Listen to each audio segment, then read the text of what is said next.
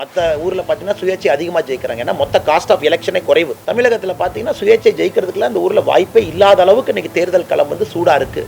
பணம் அதிகமாக புழங்குது. தமிழகத்தை பொறுத்தவரை மிக வேகமாக தேர்தல் நடத்தப்படுவதே இந்த மணி பவர், மசில் பவர் ஒழிப்பதற்காக இருக்கலாம். ஆனால் பாரதிய ஜனதா கட்சியை பொறுத்தவரை இந்த தேர்தல் ரொம்ப அக்ரெசிவாக தான் அணுக போகிறது. எந்த மாற்று கருத்து இல்லைங்கன்னா, அதாவது இலங்கையிலே மரண தண்டனை விதிக்கப்பட்ட மீனவர்களை மோடி திரும்ப நான் கொண்டு வந்திருக்கின்றேன் அப்படின்னு சொன்னார். ஒரு வாரம் இன்னைக்கு முழுவதுமே இங்கே ஆட்சியில் இருந்தவர் நம்முடைய கலைஞர் கருணாநிதி அவர்கள் முதலமைச்சராக, அவருக்கு எதுவும் தெரியாது, எங்களுக்கு தெரியாது அப்படின்னு முதலமைச்சர் சொல்வது, இன்றைய முதலமைச்சர் ஸ்டாலின் அவர்கள், இது ஒரு கபட நாடகமாகத்தான் நாம் பார்க்கின்றோம். இந்த ஆட்சி டிஸ்மிஸ் ஆகக்கூடாது அப்படிங்கறதுக்காக இந்திரா காந்தி அம்மையார்கிட்ட திமுக சரணடைந்ததா? எல்லா தரப்பட்ட மக்களுக்கும் கூட நம்முடைய ஆட்சியிலே எல்லா சேவைகளையும் செய்திருக்கின்றோம். தேர்தல் நாளை ஆவலோடு எதிர்பார்த்து காத்து கொண்டிருக்கின்றோம். நிச்சயமாக இந்திய மக்கள், தமிழக மக்கள் அவர்களுடைய ஆசீர்வாதத்தை நமக்கு வழங்குவார்கள் என்று நம்முடைய பாரத பிரதமர் அவர்கள் தன்னுடைய முகநூலில் பதிவு செய்திருக்கின்றார். அதே போல தமிழகத்தில் பாரதிய ஜனதா கட்சி மிக கடுமையாக உழைத்திருக்கின்றோம், மக்களை சந்தித்திருக்கின்றோம். மக்கள் எல்லோரும் கூட தயாராக இருக்கின்றார்கள். இந்த முறை 3வது முறையாக தொடர்ந்து பிரதமர் மோடி அவர்கள் வர வேண்டும். அதில் தமிழகத்தில் சரித்திரம் காணாத அளவுக்கு மிகப்பெரிய ஒரு வெற்றி நம்முடைய பாரதிய ஜனதா கட்சி தமிழகத்திற்கு அளிக்க வேண்டும் என்று மக்கள் தயாராக இருக்கின்றார்கள்.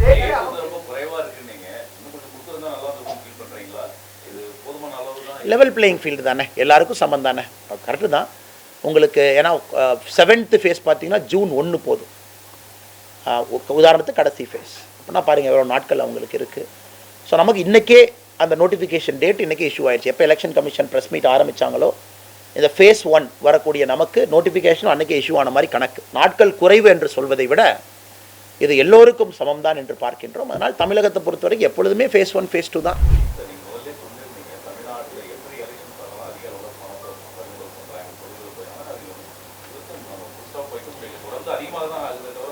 அது எங்களுக்கும் ஒரு பெரிய வருத்தங்கண்ணா. ஏன்னா இந்தியாவில் எந்த மாநிலத்தில் நடக்கக்கூடிய தேர்தலை விட தமிழகத்தில் நடத்தக்கூடிய தேர்தல் என்பது cost of doing election is very high. அது என்ன ஆகுனாங்கன்னா, படித்தவர்கள் நல்லவர்கள் அரசியல் வருவதற்கு பயப்படுறாங்க. நாம் ஏதோ சொல்லிட்டு போயிடலாங்கண்ணா. ஆனால் உண்மையான கள நிலவரம் என்னென்னா, ஒரு நடுநிலைமையாக இருக்கக்கூடிய ஒரு மனிதன், ஒரு சகோதரன் சகோதரி சுயேட்சையாக நிற்கிறக்கே எங்கள் பயம். மற்ற ஊரில் பார்த்தீங்கன்னா சுயேட்சை அதிகமாக ஜெயிக்கிறாங்க. ஏன்னா மொத்த காஸ்ட் ஆஃப் எலெக்ஷனே குறைவு. அப்போ சுயேட்சைக்கும் அதே வாய்ப்பு.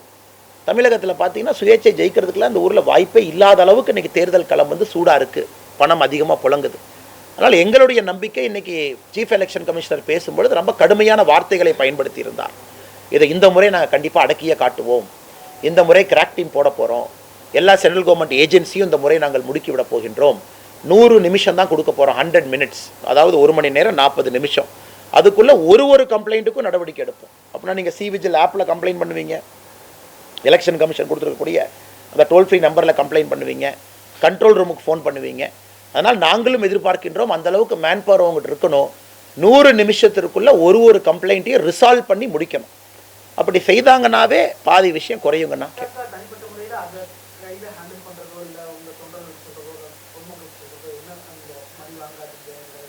ஆனால் இந்த நேரத்தில் வந்து நாம் சொல்வது ஒன்று மட்டும்தான். காரணம், ஒரு தேர்தலுமே ஜனநாயகத்திற்கு வைக்கக்கூடிய பரீட்சைங்கண்ணா. ஏதோ ஒரு வேட்பாளருக்கு மட்டும் வைக்கக்கூடிய பரீட்சை அல்ல, ஜனநாயகத்துக்கு மொத்தமாக வைக்கக்கூடிய பரீட்சை. அதுவும் உங்களுக்கு தெரியும், குறிப்பாக அட்வான்டேஜ் கூட 18 நாள் தான் தமிழ்நாட்டில் எலெக்ஷன் நடக்குதுன்னா அது பெரிய அட்வான்டேஜ். காரணம், ஸ்ட்ரங்கில் இருக்கீங்க. இப்போ 40 நாள் 50 நாள் தேர்தல் களம் போகுதுன்னா சின்ன கட்சிகள் தாக்கு பிடிக்க முடியாது. ஏன்னா ஒரு நாளைக்கு உங்களுக்கு தெரியும் தேர்தலுக்கு ஆகக்கூடிய செலவு தமிழகத்தில் எப்படி இருக்குன்னு. அதனால் தமிழகத்தை பொறுத்தவரை மிக வேகமாக தேர்தல் நடத்தப்படுவதே இந்த மணி பவர், மசில் பவர் ஒழிப்பதற்காக இருக்கலாம் அப்படிங்கிறது உங்களை போன்ற என்னுடைய யூகமும் கூட. ஒரு தனி மனிதராக, கட்சி தலைவராக இல்லை, ஒரு யூகம். இது ஒரு ஸ்டெப். 18 டேஸ் தான் இருக்குது. 18 டேஸ்னால் எல்லாரும் ஆக்டிவாக இருக்கணும். டே ஸ்ப்ரெட்டாக பார்த்தீங்கன்னா பெரிய கட்சிகளுக்கு ஒரு அட்வான்டேஜாக இருக்கலாம். ஓ சார் சொல்லுங்கள். சமீபத்தில் கரூரில் 2 மேஜர் பார்ட்டிஸும் பரிசு பொருட்கள் கொடுத்துருக்காங்க. அது பத்திரிகையில் டிஸ்பிளே வந்துருக்கு, photos appeared in media. So அந்த மாதிரி உங்கள் பார்ட்டி மென்னுக்கு, லோக்கல் யூனிட்டுக்கு தெரியாமல் இருக்க முடியாது. என்ன கொடுக்க போகிறாங்க, ராத்திரி என்ன ரெடி பண்ணி வச்சுருக்காங்க, கொடுக்குறாங்க அப்படின்னு. ஸோ அதை ப்ரிவென்ட் பண்ணுற நடவடிக்கை, கம்ப்ளைண்ட் பண்ணுற நடவடிக்கை, போய் அதிரடியாக சீஸ் பண்ணுற நடவடிக்கை, what will be your strategy?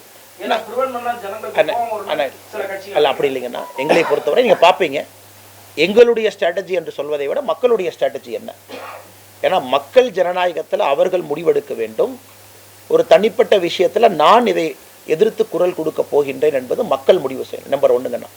மக்களுடைய ஒரு பங்களிப்பாக அரசியல் கட்சி இருக்குது. நம்ம கட்சியில் அதே மக்கள் தான் கட்சிக்குள்ளே இருக்கிறவங்க. அதனால் பாரதிய ஜனதா கட்சியை பொறுத்தவரை இந்த தேர்தல் ரொம்ப அக்ரெசிவாக தான் அணுக போகிறோம். எந்த மாற்று கருத்து இல்லைங்கன்னா.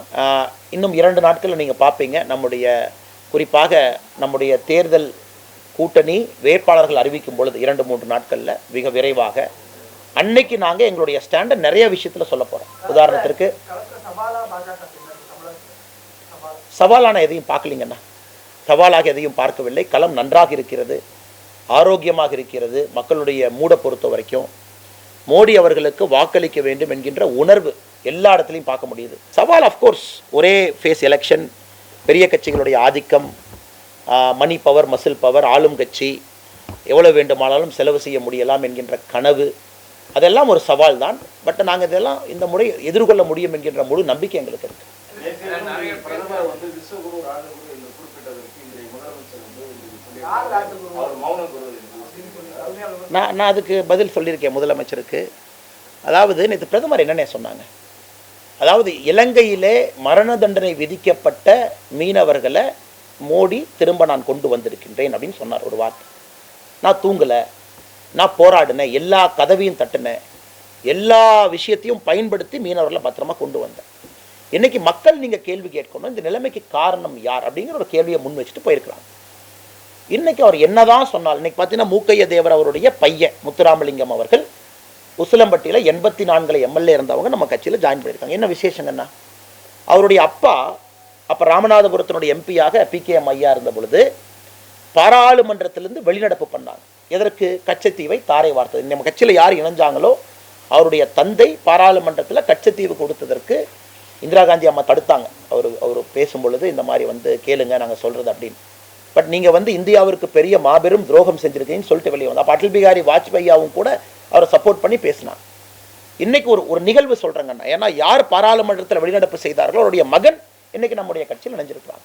ஸோ தமிழகத்தில் எல்லோருக்கும் தெரியும், இந்த கச்சத்தீவை பொறுத்தவரை ஒரு மர்மமான விஷயம் நடந்தது. என்ன? 3 விஷயம் நடந்துச்சுங்க. ஒன்று டெல்லியில் போட்ட கையெழுத்து, கொழும்புல போட்ட கையெழுத்து, அது 2 நாடுகளும் போட்ட கையெழுத்து. 3வது கலைஞர் கருணாநிதி அவர்கள் முதலமைச்சராக இருந்த பொழுது எந்த அளவுக்கு அவருக்கு விஷயம் தெரியும். இந்தியன் கவர்மெண்ட்டும் இலங்கை கவர்மெண்ட்டும் இந்த நடவடிக்கை எடுக்கும் பொழுது அவரை எந்த அளவுக்கு லூப்பில் வச்சிருந்தாங்க. அதற்கு சம்மதம் அவர் முதல்லயே கொடுத்தாரா. அதன் பிறகு 2 ஃபாரின் செக்ரட்டரியும் சேர்ந்து 6 மாதங்கள் கழித்து ஆர்டிகல் 6 ரிமூவ் பண்ணுறாங்க. அது ஆர்டிகல் 6 பார்த்தீங்கன்னா கச்சத்தீவு நம்ம இலங்கை கொடுத்தோம், அதே தப்பு. ஆர்டிகல் 6 என்ன சொன்னிச்சு, இலங்கையிட்ட கச்சத்தீவு இருந்தாலும் கூட இந்திய மீனவர்கள் கச்சத்தீவில் மீன் வலையை உலர்த்தலாம் என்று ஆர்டிகல் 6 சொல்லிச்சு. அதையும் 6 மாதம் கழிச்சு 2 ஃபாரின் செக்ரட்டரியும் அந்த ஆர்டிகல் 6 தூக்கிட்டாங்க. அதன் பிறகு இருந்ததும் போச்சு. அதனால் அன்னைக்கு முழுவதுமே இங்கே ஆட்சியில் இருந்தவர் நம்முடைய கலைஞர் கருணாநிதி அவர்கள் முதலமைச்சராக. அவருக்கு எதுவும் தெரியாது, எங்களுக்கு தெரியாது அப்படின்னு முதலமைச்சர் சொல்வது, இன்றைய முதலமைச்சர் ஸ்டாலின் அவர்கள், இது ஒரு கபட நாடகமாகத்தான் நாம் பார்க்கின்றோம். 4 இருக்கு, யார் மறைத்திருந்தாலும் கூட இந்த விஷயங்கள் ஒரு நாள் வெளியே வரத்தான் போகுது. 2வது, இல்லை நாங்களும் அதை கண்டித்தோம். நீங்கள் கண்டித்தது இருக்கட்டும், உள்ள என்ன பேசுனீங்க அப்படிங்கிறதான் நம்முடைய கேள்வி. இதை தமிழக மக்களுக்கு they deserve the truth. அவர்களுக்கு இது தெரிய வேண்டும், உண்மை புரிய வேண்டும். என்ன காரணத்திற்கு கொடுத்தாங்க, இந்த ஆட்சி டிஸ்மிஸ் ஆகக்கூடாது அப்படிங்கிறக்காக இந்திரா காந்தி அம்மையார்கிட்ட திமுக சரணடைந்ததா? கேள்வி 1 தெரியாது, பொறுத்திருந்து பார்ப்போம். 2வது, எந்த அளவுக்கு திமுக அரசு கச்சத்தீவு கொடுப்பதற்கு முன்பே அந்த டெசிஷன்ல உள்ள இருந்தாங்க, எல்லாம் பொறுத்திருந்து பார்க்க வேண்டும். உண்மை வரும் என்று நானும் உங்களை போல் நம்புகின்றேன். 10 ஆண்டுல யாராச்சும் மரண தண்டனை இறந்தாங்களாண்ணா? துப்பாக்கி சூடு நடந்துச்சாங்களாண்ணா? யாராச்சும் ஹைசியில் வந்து இலங்கை நேவி சுட்டு கொண்டாங்களாண்ணா? 2004 to 14 டேட்டா பாருங்கண்ணா, 2014 to 24 டேட்டா பாருங்கண்ணா.